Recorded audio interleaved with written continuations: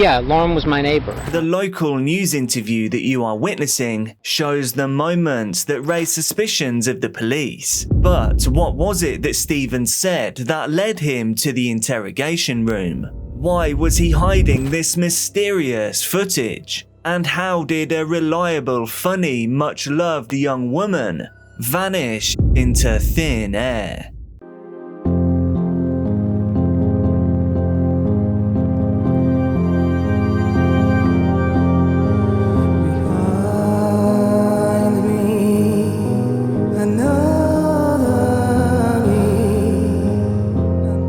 Viewer discretion is advised for this educational documentary. Welcome back to CASE Documentaries. I bring you true crime, disturbing stories and other things that you may later regret knowing with regular uploads every week. Thank you so much to all of my patrons. If your name is on screen right now, then you're a legend. Our love and respect goes out to all those that knew and loved Lauren and all those affected by this dark case. Lauren Giddings was born on April 18th, 1984 in the charming town of Tacoma Park, Maryland. She was the cherished oldest daughter of William and Karen Giddings, and they eventually gave her two younger sisters named Sarah and Caitlin. As she grew up, Lauren's outgoing nature made her popular among her peers. She attended St. Mary's School from kindergarten until 8th grade. There, her strong support system of family and friends encouraged her into a confident and ambitious young woman. This same shining light that existed within Lauren would carry on into high school, and there she quickly gained popularity for her mesmerizing spirit, her confidence and athletics, excelling in field hockey and softball. Lauren graduated in 2002 from Athelton High School in Columbia, Maryland. Her parents were now prouder than ever as she pursued a college degree. Lauren would be the first in her family to attend university. With her parents' unrelenting encouragement and dreams of a bright future, Lauren felt herself attracted to the South. This is why she ventured to South Georgia and enrolled at the Agnes Scott College to kickstart her career. After 4 years of the same popularity, bubbliness and confidence that had always attracted her a loyal group of friends, Lauren graduated with a degree in political science, a minor in religious studies, and a glowing reputation of being well-liked and approachable.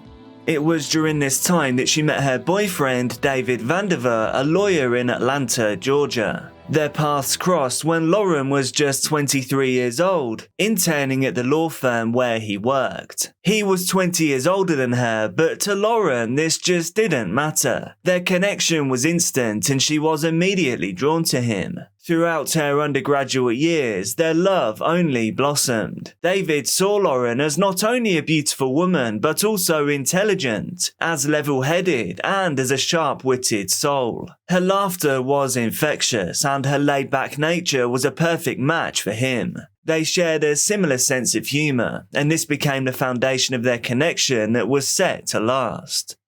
After achieving her undergraduate degree, Lauren moved back to Maryland. She then began an internship at the National Center for Public Policy based in Washington, D.C. She was driven by her overwhelming desire to make a difference using her talents. It was during this internship that Lauren realized that her true passions for advocacy lied within the world of law. In 2008, Lauren decided to move back to Macon, Georgia so she could attend law school. Luckily for her, she had found an apartment which was located directly across the street from her chosen institution. She enrolled at Mercer University's Walter F. George School of Law, where her dedication and leadership skills were quickly noticed. Lauren excelled as she always did during these years, earning her a spot as president of the Federalist Society at her school. On May 14th, 2011, Lauren's hard work and determination had paid off. She exceeded the expectations of even her family as she earned her Juris Doctorate degree. Lauren and her family basked in the successes. Just look at what her drive and ambition had achieved already. Lauren's life in Georgia was looking extremely promising. However, Lauren's heart and soul remained firmly tied to her family back at home in Maryland. She visited home most holidays, her Sunday calls to her beloved grandmother never wavering. Her studies were nearly complete, with the only thing standing between Lauren and her career being the Georgia State bar exam. Lauren was ready to start her new chapter, and her dreams were now within reach. Her love story with David also continued. Lauren now made plans to move in with him after she passed the exam. She had now been working towards this for so many years. Her focus remained steadfast on her goals. Lauren was really doing it.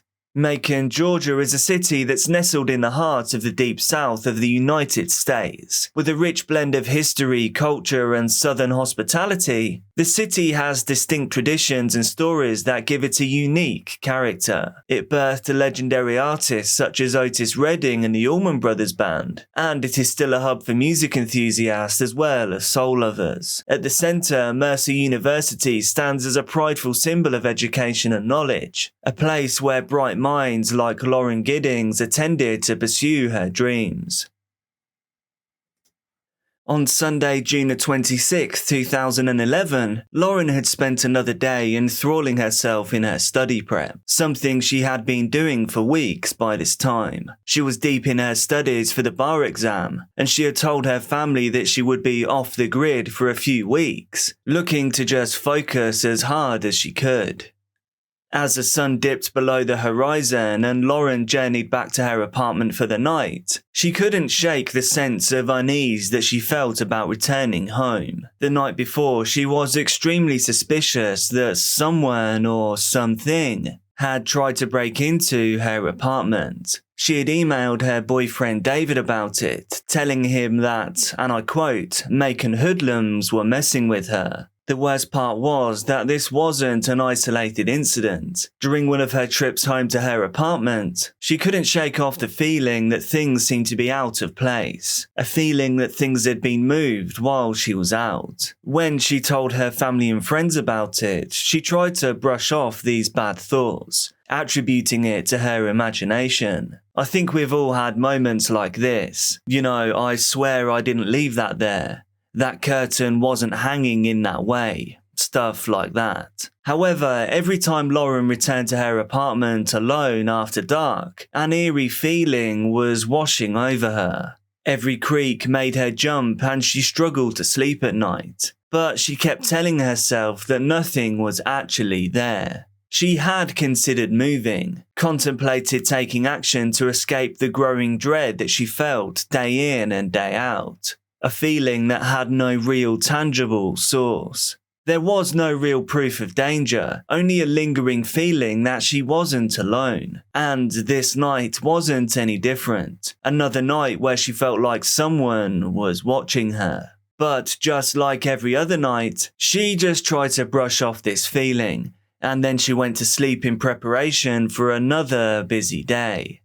As Lauren plunged deeper into her bar exam preparations, her family grew accustomed to her silence. She was so deeply focused on her studies that when days passed without response to messages or calls, her family members weren't overly concerned. One of Lauren's sisters, Caitlin, had tried to reach out to her, calling, texting, and emailing, but it wasn't anything too important. It was only for a casual catch-up. And as each of these went unanswered, Caitlin dismissed it as a side effect of Lauren's intense bar exam prep. Driven people tend to get so deeply immersed in their work that it can completely take over your life. However, Lauren's friends were growing increasingly concerned. Specifically, one of Lauren's best friends from childhood, Katie, hadn't heard from her in 4 days. She knew how dedicated Lauren was, but completely dropping off the earth was unlike her. Desperation crept in and she decided to contact Lauren's family. The last time that anyone had seen Lauren was Friday the 24th of June. Then she had joined some friends for drinks downtown. After the night out, Lauren had stayed at a friend's house. When she left the next morning, that was the last that any of her friends saw her. Meanwhile, Lauren's sister, Caitlin, was growing more concerned about her sister's silence. She reached out to Ashley Morehouse, a close friend and classmate from Mercer. Ashley went to Lauren's house to check on her, but after being met with a locked door, there was nothing she could do. Ashley called Lauren's sister back to let her know of the unanswered knocks, as well as the fact that Lauren's car was still parked outside. So yes, she could have simply just left on foot, but all these small parts were adding up to something that felt bigger and more sinister. It was on Wednesday the 29th of June that Lauren's other childhood friend, Laurie, would contact the Macon police to report her as missing. Macon's close-knit community was no stranger to an occasional missing person, but this one felt different. The police arrived at Lauren's apartment and their knocks too went unanswered. As they searched outside the property for any signs of immediate danger, it revealed no signs of a break-in or of foul play. To all appearances, yes, Lauren was gone, but she was not presumed to be in any immediate danger. So, with the police unable to help any further, Lauren's concerned friends tried calling her once again, but now the immediate voicemail message let them know that her phone was now switched off or had died. With an unfathomable panic and unsure of where to turn, Ashley knew of a spare key that Lauren had kept hidden outside her apartment, a key that was there specifically for emergencies, and this situation was becoming just that. While gathering a group of friends and calling Lauren's sister to gain approval to enter the apartment, they ventured into the place where Lauren had spent her eerie nights. As they arrived, Stephen McDaniel, Lauren's neighbour and friend, had noticed the group from his window. He quickly ventured over to them. He offered his help in their search for Lauren, concerned for her welfare as well. The friends found Stephen to be odd and a little discomforting, but they ignored these feelings and gratefully accepted his help. Some people are weird, and this situation wasn't exactly normal, so all of this was forgivable. Armed with the spare key, the group unlocked the door and cautiously walked inside. Meanwhile, miles away in Maryland, Lauren's family had sprung into action. Her sisters, frantic with worry, began an agonizing round of phone calls, dialing Lauren's boyfriend, checking with local hospitals, and just reaching out to anyone that may have seen her.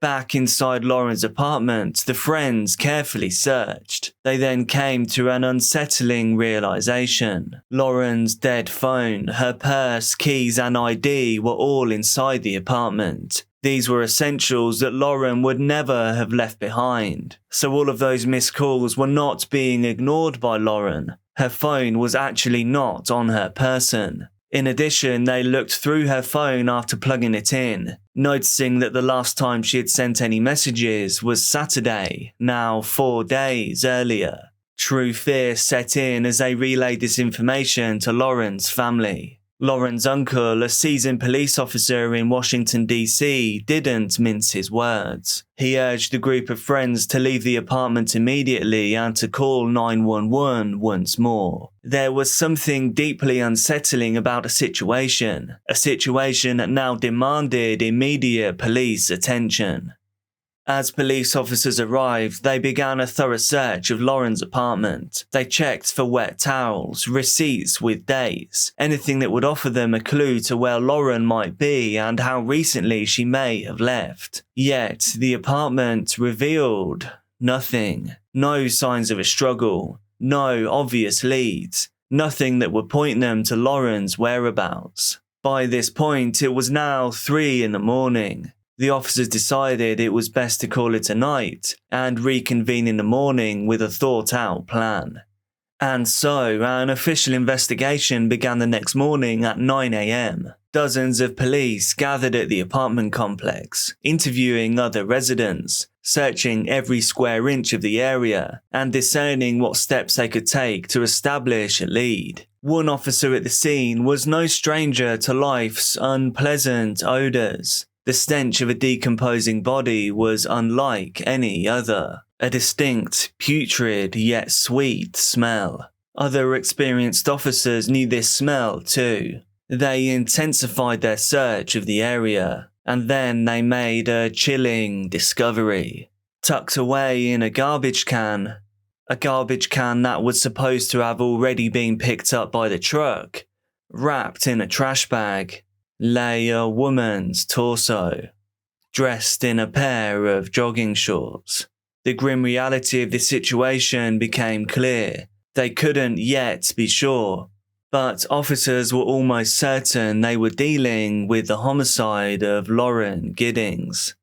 Meanwhile, local news had arrived on the scene, drawn by the dramatic unfolding events. Cameras rolled, capturing the turmoil that was gripping the community, as well as the gruesome discovery that had just occurred. Newscasters were in the middle of interviewing Stephen McDaniel, the neighbour who had rushed to help search Lauren's apartment. Clearly concerned, Stephen described Lauren as personable, and he couldn't fathom any enemies that might want to harm her. Yeah, Lauren was my neighbor. We're just trying to find out where she is at this point. I mean, no one has seen her since Saturday. I mean, the last time anyone heard from her was an email that she sent out, and no one's heard from her since. Did you see her hang out with anyone at the time, anything like that? I mean, no one has seen her since Saturday. I haven't seen anything. I mean, I've always heard noise outside, but it's just people walking by pretty much. And she just recently graduated from Mercer? Yeah, she and I we were both JD students. We graduated back in May. What kind of person was she? I mean, what did you see? I mean, she's as nice as can be. I mean, very personable, very much a people person. Do you know any enemies she might have had, somebody that might want to hurt her? No, I mean, we don't know where she is. I mean, the only thing we can think is that maybe she went out running and someone snatched her. Because I mean, we went over. One of her friends had a key. We went inside and tried to see if there was anything amiss, but I mean, she had a door jamb that was sitting right by it, so there was no sign that anyone broke in. I mean, the door was locked when everyone got here. I mean, we just don't know where she is.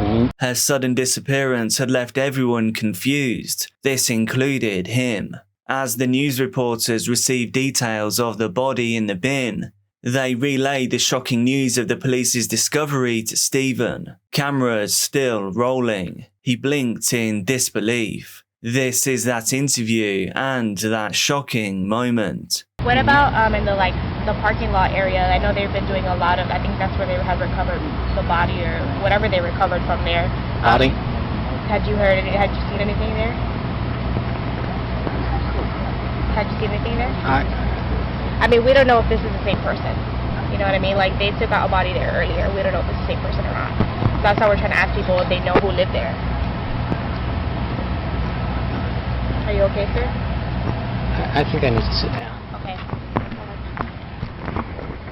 Stephen became silent, almost catatonic, his thoughts perhaps racing to a disturbing place. He told the reporters that he needed to sit down as he processed what he had just been told. He quickly walked back towards a curb to find a seat. Then, returning to the camera, hyperventilating and in a state of panic, Stephen questioned the motives behind this heinous act as tears seemed to well in his eyes. No one had seen her since Saturday because there's not a whole lot of interaction unless we're doing classes. Right. And she was doing the online version of it. You all studied together, though? We were in, there's two different people, there's two companies that provide it. Kaplan provides it and Barbary provides it. I signed up with Barbary and I've been doing the lectures that they have in the mornings. She was doing the Kaplan online, so I hardly ever saw her. I would see her go out running, but What time would she go out running? I don't even know when. Was it at night or morning? I saw her midday a couple weeks ago. That was the last time I saw her, was coming back from the bar prep on the main campus because we got moved over there for a week or two. But she normally would run. That was the routine that she had. She ran all the time. She had a group that she would go running with. I don't know anyone that would want to hurt her. She was as nice a person as there is.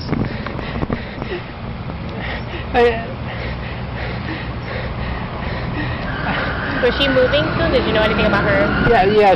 She was going to be moving out today. She was supposed to move out today because someone else was going to be moving into her apartment in the new law school. Do you know if she was like, where is she from? Is she from Maryland? Yeah, she's from up in Maryland. Can I just put this on you so we can hear you? Is that all right? Okay. I'm so sorry. Here, and you can just hold on for that. Thank you. Yeah, she's from Maryland. Yeah, I mean, she was from up in Maryland. I mean, all her family was there, as far as I know. I mean, she. What's going on in your mind right now? Like, what are you thinking? Why would anyone do this? She didn't hear anything. No. Didn't see anybody. I just heard something. Maybe I could have helped. Okay, don't worry. Do you want to sit down for a second? Get something to drink? Do you know if a bunch of her friends are getting together or anything? That's how I found out that she was missing.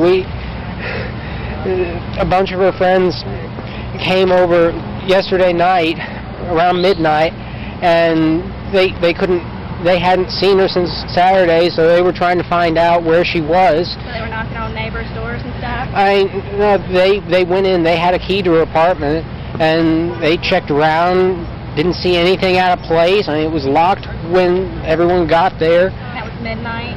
Yeah, around midnight, and then we went over to law school to see if maybe she was over in the library studying or something. And we looked up in the study rooms on the 3rd floor, and there was no one there. And we came back, we looked around, and just tried to find anything to figure out where she was. She doesn't have any family in Georgia? I don't know. As far as I know, all of her family is from in Maryland. Have you met her family before? There was one time that I met them. They came down first year. She had a little dog, a little brown dog, that she would exercise out in front of the law school, and it got hit as she was coming across the road. I heard the car hit it and ran out, and she was there crying, and thankfully there was someone who came along who knew a vet or something, and they helped that, and her family came down, I think a couple weeks after that or something. I met them just briefly. Right. But her boyfriend or we've been trying to figure out. She has a boyfriend up in Atlanta, but someone called him, and he hadn't heard from her. No one could figure out where she was. Who was the last person to be with her? You said that somebody had seen her on Saturday? Yeah, she went over to a couple friends' house, Garen Mueller and Joe Cairns. They live over on Walnut, and they said that she was over there in the morning, and then that was the last time that anyone we've been able to find out from had seen her. She hadn't mentioned what she was going to do that day or anything? Joe, he got onto her computer last night to see if she had said anything. She'd sent an email out to some people that afternoon talking about like going out to eat or something. And the last thing that there was an email that she sent out after 10 that night where she sent to, I think it was someone in Atlanta, a friend of hers in Atlanta, and she said that she was afraid in her apartment that she thought that someone had tried to break in on Thursday night, and she was afraid to stay in there. But where did you hear that from Joe? He pulled it up, and we read it off the screen. And she had said that to a friend in Atlanta? Yeah, I can't remember his name, but... And you hadn't heard anything on Thursday night? No. She never came to you to tell you anything? No, if she had, I could have done something. I could have lent her a handgun. I've got a little handgun that I have for defense. And Or she could have slept over or something. yeah, I mean, something. I mean, if she was afraid in her apartment, then, I mean, get her out of there. Because they tried to break in on Thursday. That's what she said in the email. She thought that someone had tried to break into her apartment. She said, like, Macon hoodlums tried to break into my apartment on Thursday night. Is that her car parked there? The Chevy? No, Small car? no, I think that's the detective's car, Detective her car's not Patterson. even there? No, it was here earlier, and they towed it. I mean, it'd been there for days, and then they towed it to, I guess, look through, see if there was... But the police. Yeah. How did you find out that something was wrong with the police here? Was it like when you walked up a little while ago, or? No, I mean, the police were called last night, and they came and they looked around. They didn't see anything. I mean, they went in, we looked around the place. No sign of a struggle, no sign that anyone had broken in, just nothing. Just she was gone. I mean, all of her stuff was there. Her ID was there. Her wallet was there. A few of the other friends, Burpee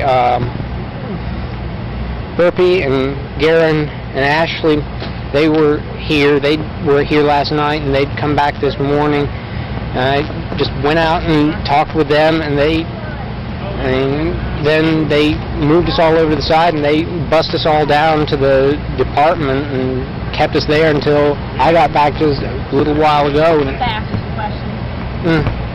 Yeah, they took statements trying to find out if anyone had seen anything, if anyone had heard anything, when the last time anyone saw it was. No, they haven't confirmed, at least not with us, that it was Lauren that they found. Are you holding out any hope right now? I hope, but if they found it on the property somewhere.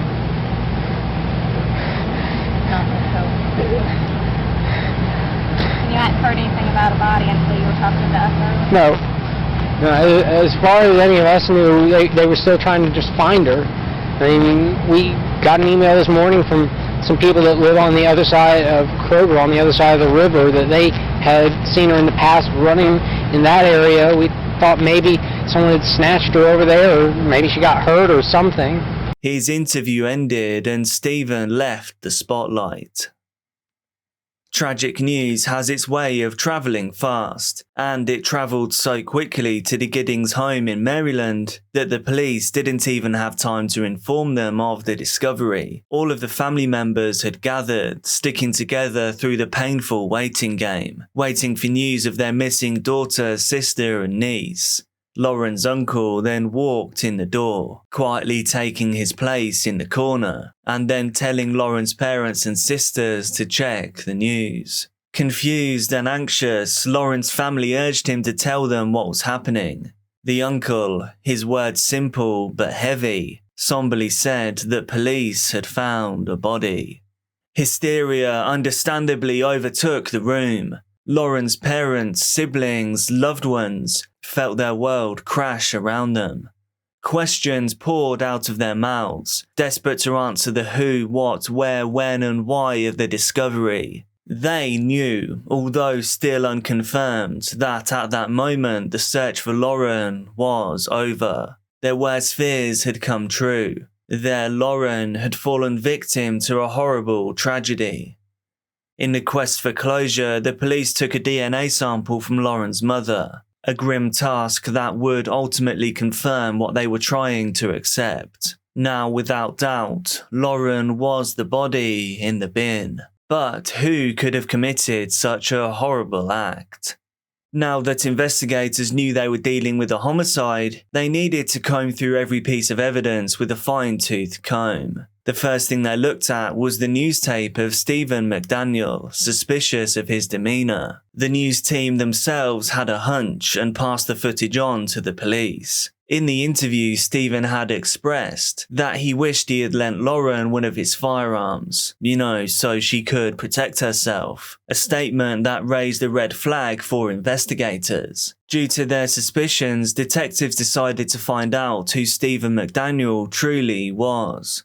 They discovered a man who was described as quirky but intelligent, a man who had an obsession with zombies. As investigators looked further, they discovered that he had another obsession. He frequently asked friends how they would commit the perfect homicide. More of Stephen's interactions with others over the past year came to light, and this revealed even more to detectives. Lauren's friends described feeling uneasy in his presence, reporting that Lauren had indeed felt the same. They recalled an encounter between Stephen and Lauren that had happened recently. In fact, one that had happened just 5 days prior. Stephen had asked Lauren on a date within just 6 months of knowing each other. This was only the second time that they had spoken. Lauren obviously declined. She was already happy with David, but she said she wanted to remain friends. She wanted to be as courteous as possible, but her friends couldn't ignore the unease that they felt around him. Lauren had even emailed David about it the night before she went missing, describing it as an awkward conversation. It was clear to everyone that Stephen had made Lauren uneasy, and as the pieces of the puzzle fell into place, it became clear that investigators had a viable person of interest. 2 hours after viewing the news tape, police made the decision to bring in Stephen McDaniel for questioning. As they entered the interview room, they took notice of the fact that Stephen was fidgety and apprehensive. You alright? Sorry it's taking so long. No, it's fine. You know, I'm Detective Patterson. I took your statement a while ago in the Secretary's office. And I just want to clarify some things about your statement. I asked you to come down here today because you're Lauren's next door neighbor, right? Yeah. And you told me in your statement that you've been home all week, right? All weekend? Mm-hmm. And you ain't been out of town or anything. Has anybody come and stay visit you while you were home? No. You didn't have no friends over? Mm-mm. Anybody see you this weekend that you've been home? I don't know of anyone that would have seen I mean, you hadn't taken any trash out this weekend or anything? No. Where you been eating at? I eat mainly in. I mean, I've got... I mean, did you go to Kroger, the grocery store, or anything this weekend? Because you said that you normally shop at Kroger in Bakersfield. Yeah, I mean, I stockpile as a habit of mine, so I have a bunch of food that I just eat off of. So what you're telling me today is like you just stayed in your apartment all weekend? I mean, with bar prep, we just work on it and work on it. And What's bar prep? the bar in July to the Georgia bar attorneys, I'm in the Barbary. Is that something you do over the computer, or do you have to physically go to a class? Well, we have lectures typically in the morning. We have been having them over at the law school initially, but then the NCDC, the National Criminal Defense College, they came in and they took over the entire law school for a couple of weeks, and we got moved over to the main campus. So you've actually went to a class last week? Oh yeah, I mean. Okay, so you actually left your house last week, but this past weekend, which would have been the 25th of June, was Saturday, 26th is Sunday. You just stayed in basically the whole day. Yeah, I mean, we didn't have class on the Friday. We had no class on that. And Saturday, Sunday, I just stayed in.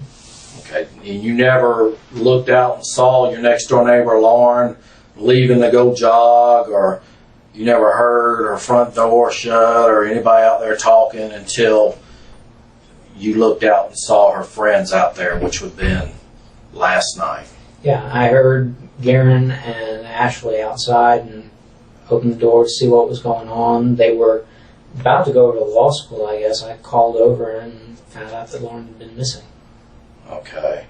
And I had asked you in your statement, because I Despite this demeanour, Stephen explained that he wanted to help the investigation in any way that he could. As the questions dug deep into Stephen's life, they asked about Stephen's love life, to which Stephen replied that he was a virgin and he was saving himself for marriage.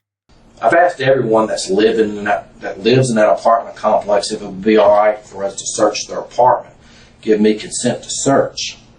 I explained to you that you could be there when I'm doing this, that I'm not going to just, if you give me permission, run over there and search your apartment without you being there, correct? I mean, you understood that, right? Yeah. I'm asking that I would be there and that no one's going to search your apartment without you being present, right? Mm-hmm.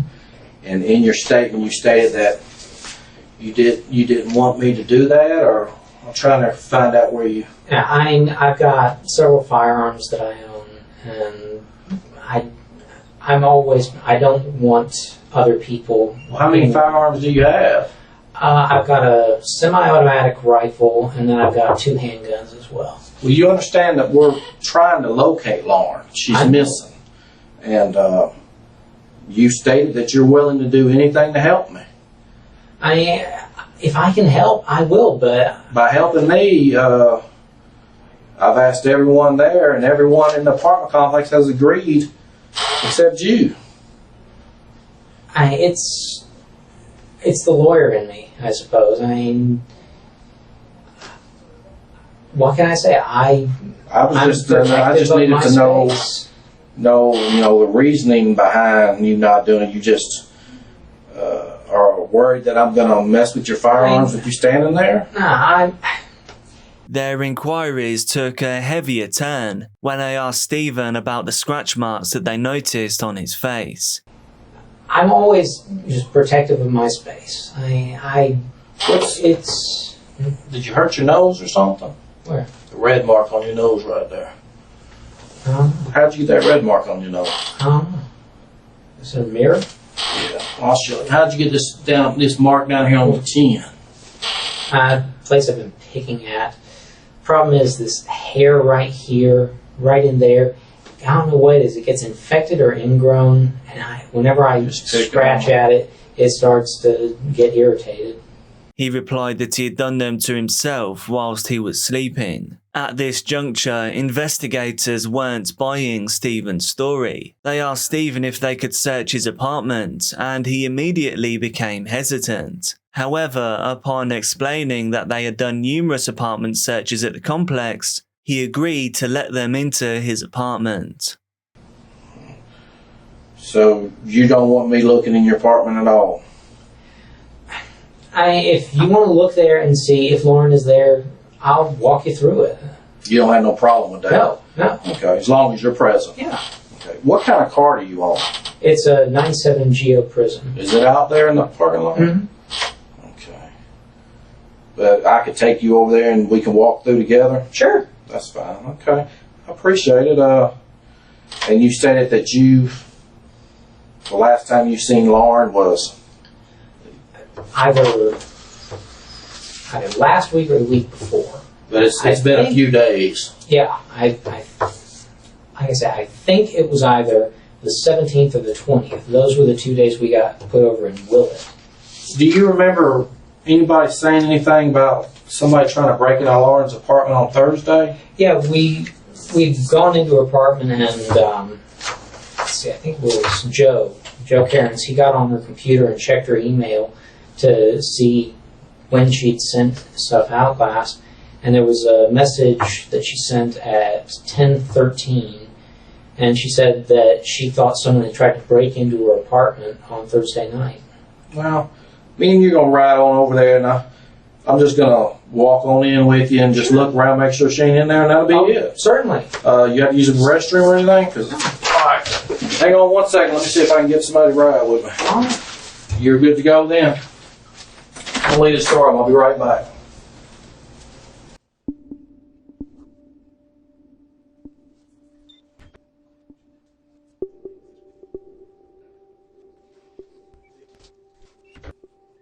I'm fixing to take him home. Hang on 1 second. I'm going to take you home with me, right? Mm-hmm. Hang on 1 second.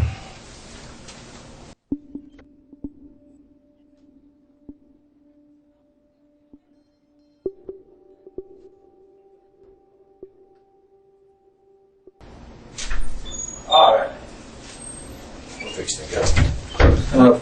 Hey, before we go, stand on up. I'm gonna take you home. You don't have no other marks on you, do you? I don't think so. You don't mind lifting up your shirt for me? I mean, if you don't mind.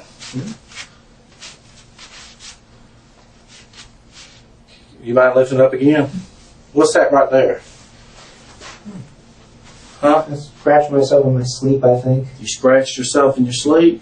I mean, I had a spider on my What was on your back? Did something bite you on your back? Where? Lift it up for me. Turn around this way again. Where did you get bit? I didn't bite me, but I had a spider on my neck that I swatted. And my gotten on me there, I don't know. That's a big old... Yeah, I don't know. That's a big old scratch or something, ain't it? You don't remember when that happened? I don't know. Alright, come on. Let's roll to the house.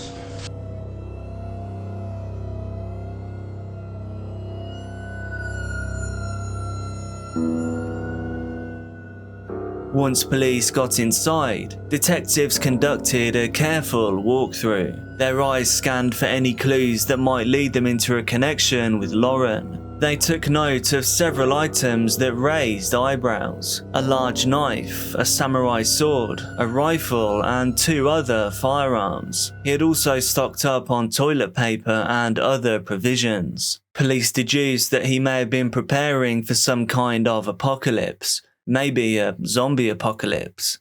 Among the items, they found 2 other things of note: prophylactics and women's underwear. Kind of odd, as Stephen was saving himself for marriage. But the police didn't stop there. They wanted to be as thorough as possible. This is why they also had cadaver dogs ready to search. The dogs alerted to several interesting locations. This included outside Lauren's apartment, inside her bathroom, outside Stephen's apartment and his bedroom, the vacant apartment below Lauren's, and the laundry room that was shared by the building. When they asked Stephen why he had the prophylactics if he was a virgin, he promptly admitted that he had stolen them from other apartments in the complex. Police couldn't ask for a better way to probe Stephen further about his association with Lauren. He had just admitted to a crime, breaking into other people's apartments. Therefore, Stephen could now be arrested. In the interview room, Stephen's demeanour had shifted drastically, a sharp change from the first time he had been there. He now resembled a lost little boy, lacking any sense of articulation or cooperation that had been there before. No names come to mind. You can't help me out a little bit. You can't help me out? I don't know. You don't know anybody. At all. That lives in that complex. You know, earlier you told me about a guy that lived in apartment 15. I mean, is he a decent guy? I think so. Don't y'all have a laundry room there or something? Yes. That everybody has access to the laundry room? Yes. Has anybody been working on the apartments below you in the last couple of weeks that you've noticed? I haven't seen anyone. But you don't know if they've been doing work on that apartment, number 1? No.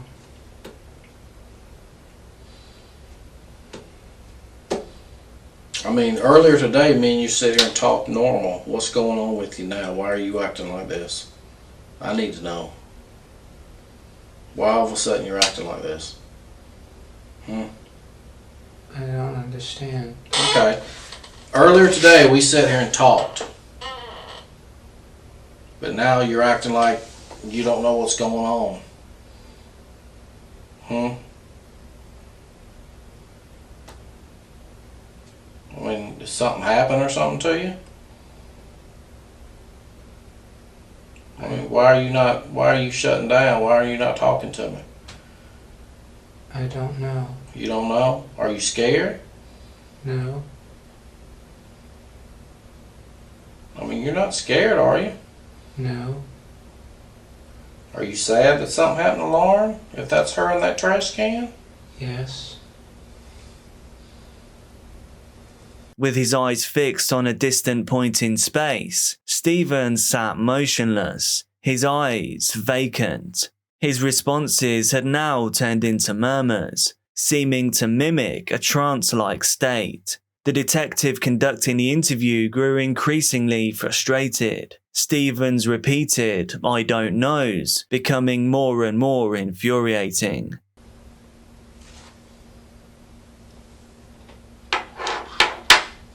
Right?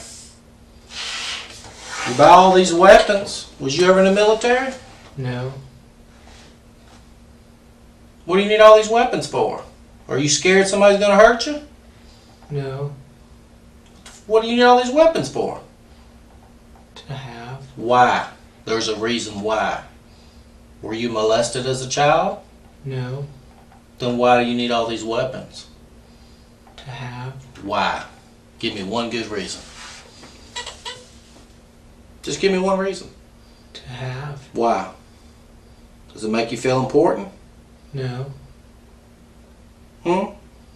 Are you a big guy because you got a weapon? No. Do you even know how to use it? Yes. I need you to tell me what you want me to tell her mother. And then I won't ask you another thing. I'm not going to tell her mother that you don't know, because her mother saw you on the news tonight. And she cried all the way down to Macon. Because you had the balls to get on the news and tell everybody everything. You didn't have no problem talking to the news when they asked you questions. I'm asking you questions. Where's Lauren? I don't know. Yes, you do know. You do know. You do know. You know. You know. You do know. And everybody in Macon knows you knows because you got your sorry ass on the news and told everybody. So every friend you have in Macon knows that you know. Everybody you go to school with, every one of your professors, everybody knows that you know. Because you got on the news tonight and told everybody that you know. Now how do you think? You think you're going to be able to walk down the street tomorrow and nobody bother you? Think nobody's going to come over and knock on your door to see if you want to talk to the media again? I don't know. Oh, they're going to be over there, brother. So this little act that you're doing right now ain't working with me. Okay? Because you didn't have no problem talking to the media. No problem. So you can just snap out of it and tell me what the hell happened so we can move on. I don't know. Well, how many times you gonna say I don't know? How many times you gonna say it? When are you gonna say I remember, but I don't want to remember what happened to her? How many times you gonna say that? If you did something that you regret, you need to let me know. I didn't. Well, who did? I don't know. Well, a body was found over here, right next to where you live. And what do you have in your apartments? A lot of knives. A lot of guns. Right? Yes.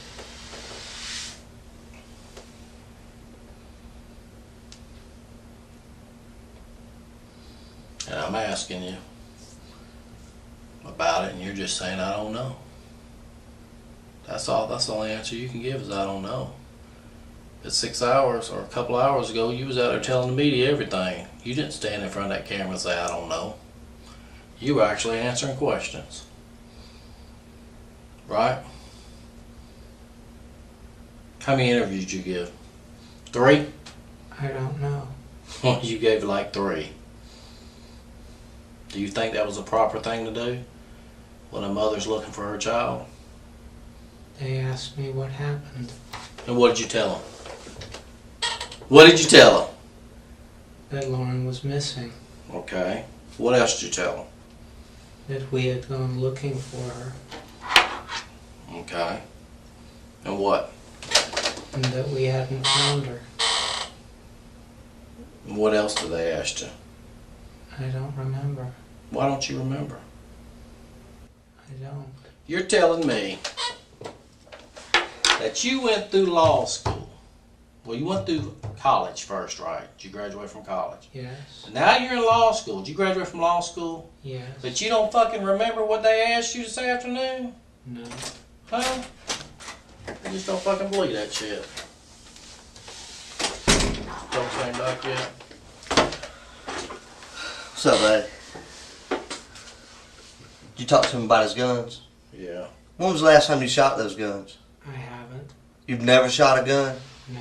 Have you ever shot any gun in your whole life? No. Never. No. So you bought 3 guns that you've never shot? Yes. Why? To have. For what? To have. For what? I'm asking for what? Why do you want to have them? What makes, did they give you, I mean, tell me why it's important to you to have 3 guns.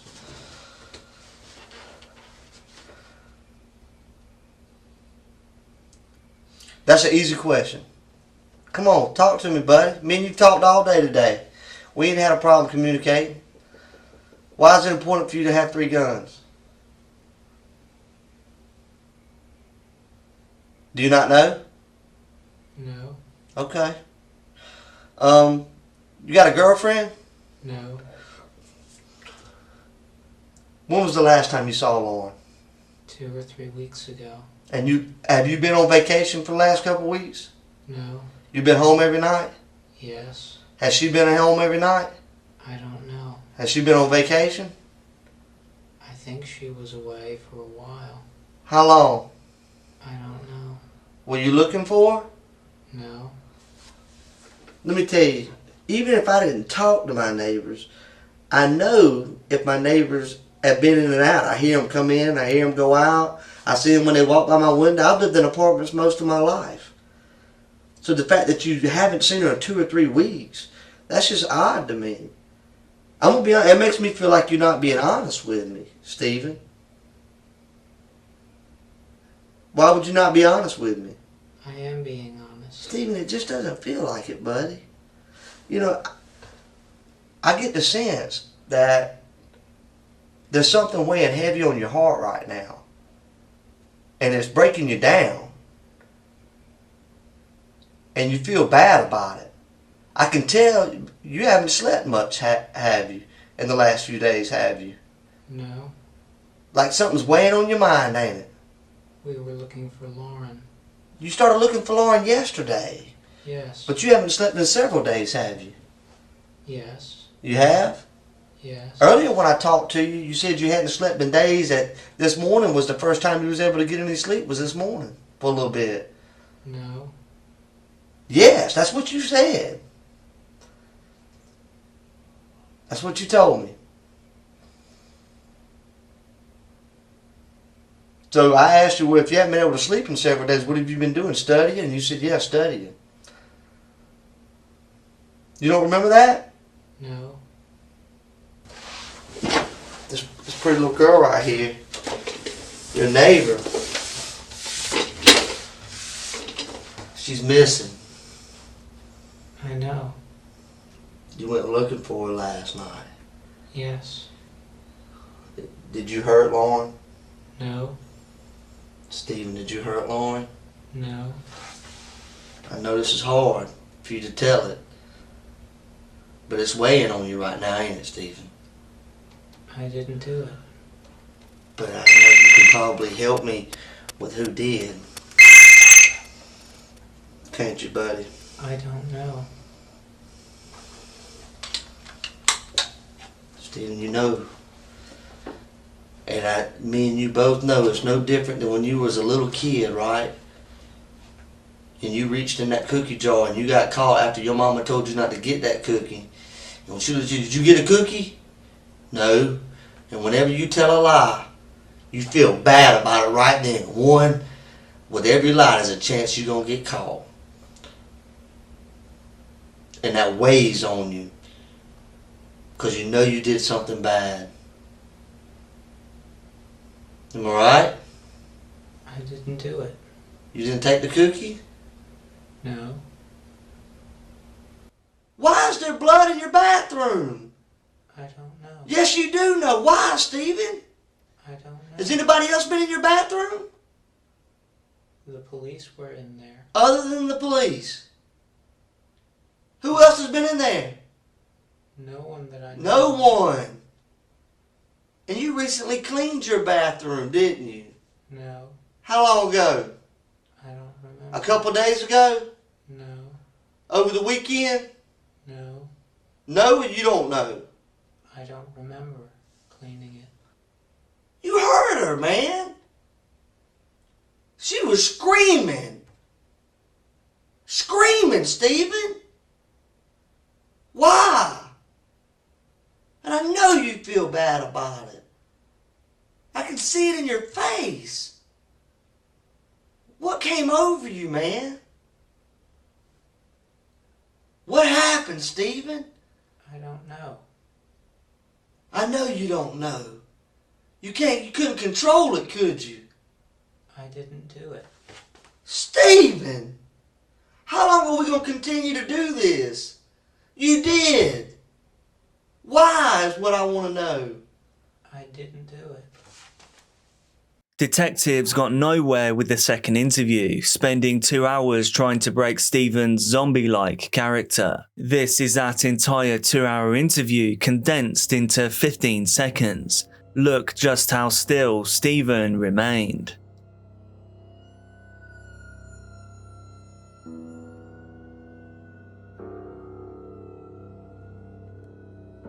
The following day, July the 1st, Stephen appeared in court for his burglary charge. His request for bail was denied. Police now knew that Stephen couldn't run or hide while they continued to gather evidence against him. On that same day, police obtained a search warrant to fully search through Stephen's apartment. This time, they would uncover much, much more. Their suspicions about Stephen slowly became confirmed. Police had found substantially more items that they could link back to Lauren. Rope, 4 baseball bats, a bayonet, a chainmail vest, a camera, a laptop, a cell phone, an external card drive, and a memory card reader. Upon finding these items, investigators wondered what secrets they may carry. As the search went on, they recovered a green scrubbing sponge, 2 keys and a journal, adding to the inventory of evidence to comb through. The police then extended their search to Stephen's car, discovering dark stains on the back seat. Detectives promptly collected fabric samples. They now knew they were getting closer to the truth.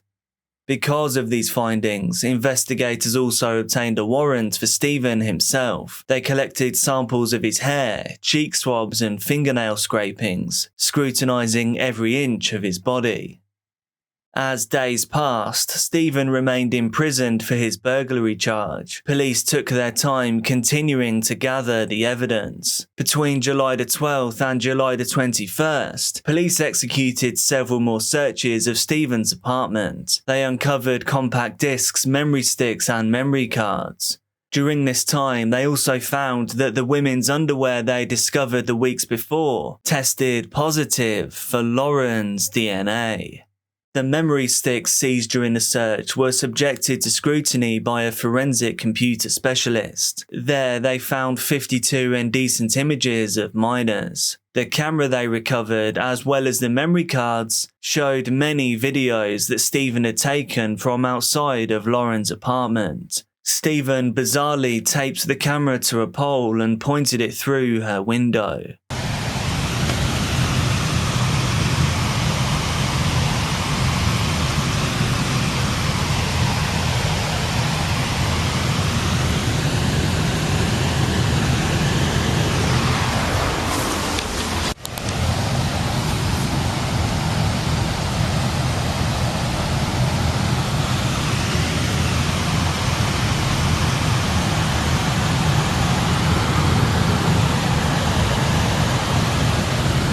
Some of the keys that they recovered were found to be a master key to the apartment complex. This gave Stephen unlimited access to Lauren's apartment. Finally, an explanation. A reason why Lauren always felt that someone had broken in, that someone was always watching her. Inside Stephen's laptop, detectives found a disturbing digital trail, a series of internet searches that was chilling to those that viewed them. Among the searches were ones that specifically focused on Lauren. Stephen had stalked every social media account that Lauren had. He even made internet searches for an unclothed Lauren Giddings. But it wasn't just his obvious obsession with Lauren that disturbed detectives. They also found an array of disturbing internet searches, ones that included such perversion and horror that it would make anyone shudder. Beyond these perverse internet searches, Stephen had also visited several adult websites. Whilst there, he searched for keywords such as cannibalism and dismemberment. Perhaps the most damning evidence of all was Stephen's internet search on the day of Lauren's discovery. It read, "How to permanently erase search history." On August 2nd, 2011, Stephen McDaniel was charged with ending the life of Lauren Giddings. The warrant for his arrest cited even more pieces of evidence that they had gathered. In the laundry room where the cadaver dogs had signalled in their initial search, investigators discovered a hacksaw with Lauren's DNA on it. They matched it to some packaging that was discovered inside Stephen's apartment. In addition, police had also gotten a call from Stephen's former roommate telling them that during their time living together, Stephen had told him that he knew how to commit the perfect homicide without getting caught. I wonder why he was his former roommate. Stephen appeared in court the following day. There he pleaded not guilty to all of his crimes. On August the 23rd, Stephen visited the courtroom once again to receive 7 counts of child exploitation. These related to the disturbing images that had been discovered on his hardware. He once again pleaded not guilty to these charges, and his bond was set at $850,000. Sitting in a jail cell for almost 2 years waiting for the trial to begin, Lauren's family decided to take the death penalty off of the table. They believed that Stephen deserved to be tried for his crimes. If they removed this penalty, the legal process would be expedited and they would finally get justice for the passing of their beloved Lauren. 2 months later, Stephen McDaniel made a move that shocked everyone. Stephen's trial was set to begin in just 1 week. But this trial would never come. On April the 21st, 2014, Stephen McDaniel entered the courtroom and pled guilty to his crimes. Investigators thought that this was the day when Stephen finally knew he had lost, knowing he would no longer be able to trick anyone into believing that he was innocent. In taking this plea deal, Stephen was required to give full confession of his crimes. This included every detail of what had occurred on the day that Lauren lost her life. In return, the prosecution would drop the child exploitation charges against him. So, after 3 agonizing years of waiting, Lauren's family would be saved from the pain of a trial. They would now finally get justice for their loss. Now at 28 years old, Stephen McDaniel received his sentence. Life in prison with the possibility of parole in 2041. It's worth noting that despite this parole option, attorneys are confident that Stephen will never see the outside world again. In a chilling narrative, Stephen gave an account of what had occurred on June 26, 2011. He claimed that he had donned a mask and gloves at around 4:30 a.m. Then, with the master key, he entered Lauren's apartment. He insisted that he did not plan on doing anything inappropriate with her. He stood in Lauren's bedroom and watched her sleep. Until, that is, a creak in the floorboards caused her to wake up. Lauren saw Stephen wearing a mask in her room. She screamed at him to leave. But instead of leaving, Stephen leapt onto the bed, clasping his hands around her neck. A struggle ensued as Lauren scratched at Stephen's face. clawing off his mask and revealing his identity. Lauren pled with Stephen for her life, but she took her final breath in the darkness of her own bedroom.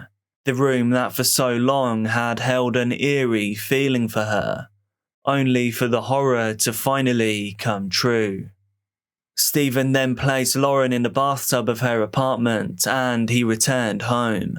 Lauren remained there until the following day. Then Stephen returned with his hacksaw.